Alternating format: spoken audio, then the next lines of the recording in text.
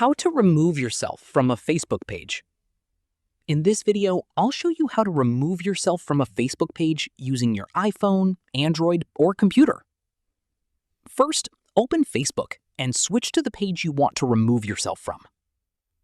Tap your profile icon, then go to Settings and Privacy and select Settings. Next, scroll down and tap Page Setup, then select Page Access. Before removing yourself, make sure another person has access to manage the page. If needed, tap Add New and invite the person you want to manage the page. Once they've been added, find your own account under People with Facebook Access. Tap the three dots next to your name and look for the option to Remove Access or Remove Yourself as an admin. Confirm the change, and you'll no longer have access to manage that Facebook page.